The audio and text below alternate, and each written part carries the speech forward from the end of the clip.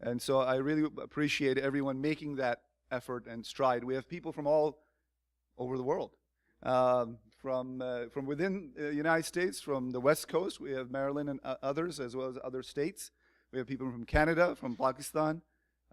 So that's amazing. And there are some people who are international figures, like Ahmed Ashkari, you'll meet him later, who just hopping from one geography to the next. And so, which is an amazing thing in the sense that you don't show up to something unless you really value that there's something to be gained by going there. So it automatically indicates a certain level of interest and commitment. And so we value that. We appreciate that. That's not something that comes by easy. And so we don't want to make light of that. So we really appreciate all the effort that you've gone through. And so our retreat will commence with this first slide. And this is our orientation slide. This is something that you have probably seen on our website in different form. And I just want to spend a little bit of time right here before we move forward. So Cafe Ala Fikr is an organization that came out of a very simple and humble concept that, can we sit together as Muslims and actually deal with our issues conversationally? Can we sit and chat? Must we always become irate or emotional when we do that? Can we be willing to accept that there is another perspective that may be coming from a fellow believer that's different than mine? And so, and how does that relate to the times that we live in? And so that's how it began. And that's why the cafe word came into this. And what we're doing is reflecting, and that's what fikr means in Arabic, is to reflect. So we just started few people in that format about 10 years ago. And from there, it's kind of grown, and the community in Charleston where this was piloted was very supportive. And so initially, obviously, as many of you will know, that talking about Islam or Muslim issues with other Muslims can be a volatile experience. Emotions get hot pretty quick, and because we're not that comfortable with the idea of discussing. And so it was successful, and it continued. And a few years ago, we went a little more formal. And we organized. Now we're, as you know, many of you know that we're a nonprofit. We're registered 501c3, and we're building things forward. And so in that process, we've done many seminars and sessions. We've had a leadership summit a couple of years ago, one-day program in Charleston. And that was more leadership geared, dealing with emotional intelligence and accountability. And it was well received. And we've privately done some camping retreats, so purely spiritual stuff. This time we said, let's take a little risk. Let's experiment. And that's what Cafe is. We're experimenting with the idea of how far the Muslim imagination goes in this field. So we're here to imagine the possibility of, can there be a better and a different worldview that comes out of our being Muslim. And so this is how Cafe Ala Fikr evolved and how we came to this point today. Then we said, we tied this into our mission. We said we have to have something that we're trying to achieve. What is it that we want to get at? And that led us to our mission statement, which hopefully many of you know, which is to kindle self-awareness and inspire actions of virtue. That theory is good, but it has to be tied to practical outcome. So it's nice that we say we are believers and we have faith, but that has to get you somewhere. And so, whereas correcting the orientation in the mind is so important, and that's where emotional intelligence, is that me? No, that's not me. And so, shame on me. I actually turned it on when I demonstrated. So you have to begin with yourself. And current leadership principles teach us about emotional intelligence as those who are most familiar and conscious of their self, they're more in stable position. They're more confident of who they are. And from there, you have to step forward. So a lot of the disarray that we're experiencing in the Muslim world, here, there, everywhere, I think there's something missing. There's a missing dimension within the way we understand ourselves. It's a lot of things that we do on the outside, but the internal processing is not there. So we said you have to have rectification there. And then it has to be tied to an action that will lead to social good. And so with that, we said, what if we can imagine a retreat or a forum where if we put the people in the right conversations, able to broaden their visions, able to connect with another person, another idea, hear out another viewpoint, see if we can accept this, and perhaps we can achieve something great. Because ultimately, it is the linking of ideas and the conversations that leads to growth. And whereas we all know, we all pray together. There are more Muslims praying today and making Hajj and Umrah than ever before in any time because of the convenience of travel. This is nothing unique to Muslims. But while we pray together, we presume we're on the same page. And that presumption is very dangerous. Because when we do start talking, we're like, whoa, this person really doesn't think the way I think. And we have not developed that common conversation. And so if you don't engage that as a community, then you don't know where your community really stands on issues, on policies, on beliefs. And then when we do learn from one another, it's in a very volatile or explosive situation. And I don't need to belabor the point of what's happening in global politics today. It's a quagmire. Okay? And short of that, there's no other issue. We hear these things, and we're like, really? They're Muslim? Can Muslim do this? It's puzzling. It's mind-boggling. But it's there. We chose denial. And we want to get out of that state of denial. And the only way to go forward is to sit down and talk. And so that is an imagination worth pursuing.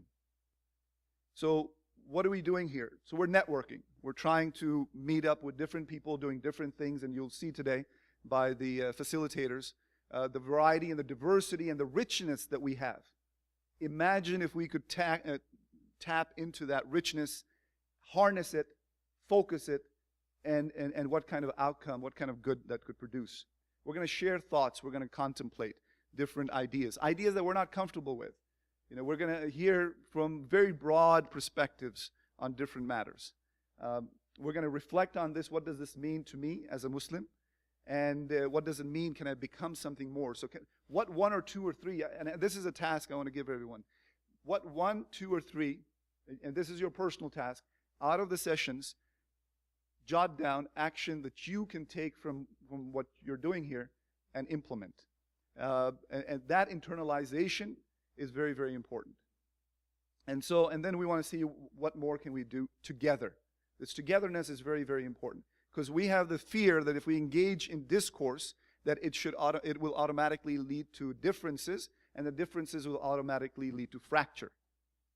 But that necessarily is not the case. The world moves forward best when they're all on the same page, even though there are different points of view. A lot of this work requires a lot of support. And as many of you know that are involved in different organizations, that if it wasn't for the sponsors and the donors and those who volunteer and commit of their time, effort, energy, family sacrifice to pull something like this off, we owe a huge debt of gratitude to them. And so I want to do a round of applause for every sponsor and donor for making this happen. And I want you to imagine something like this. If this kind of investment was done at a bigger level in multiple forums. So, one session is not going to do anything.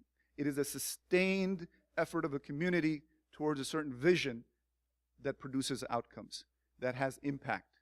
So, whereas we're taking things here, this is not meant to be an idea that this is the end-all of everything. This is just a step in the process.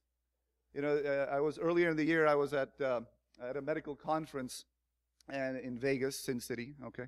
So I did not indulge, just to clarify. But the speaker began off with a very nice thing. Everybody knows this. Whatever happens in Vegas stays in Vegas. So he nuanced it, and I'm going to cheat from him with that same line. In this case, whatever happens in Beckley should not stay in Beckley. it needs to be taken and back to wherever your spheres of influence, your network, your community. And we have been fortunate to have partnered and associated ourselves with few organizations that have supported us, namely Pakistan Literacy Fund, which supports the work of CARE Foundation in Pakistan, and we'll hear more about that later today. Syrian American Medical Society, the crisis in Syria, I don't know how many people know this, but this is the largest refugee crisis in UN history. Over 2 million people, different estimates, 200,000 people dead. SAMS is doing some tremendous work in those refugee places, and I would encourage people to go visit their site. A lot of humanitarian effort is being done, and a lot of effort needs to be done. It seems that we've been stuck in this cycle of repeated crises, and which really should bring our attention to the point how much more important what we're trying to do here is to raising and changing the trajectory of Muslims going forward. Muslim Public Affairs Council, Haris Tareen, the DC director, he was going to join us last night, and if some of you have noted the news, unfortunately, there was some other incident in Oklahoma of some sort of a beheading. We don't know the details, but somehow or another, there's some involvement of Muslim and Islam, and it obviously is a criminal act, but Haris has been pulled to try to mitigate and investigate. So hopefully he can join us later today or maybe early tomorrow morning. His session is tomorrow. And then lastly, I want to recognize Islamic Association of West Virginia, because that's where the native location where Cafe kind of grew out of. All these people have tables out there, and so during the breaks, please visit, get information, and see how you can get involved. So this is our collage of our facilitators. Before I move forward, I want to shout out a few things. One, Marilyn, who's going to be starting us off this morning. She just recently completed a movie with Deepak Chopra, and it's Death Makes Life Possible.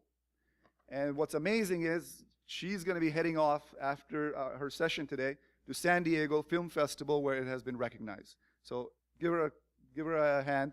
And I want everyone to check it out and get hold of that video. And Living Deeply is one of the books, MarilynSchlitz.com.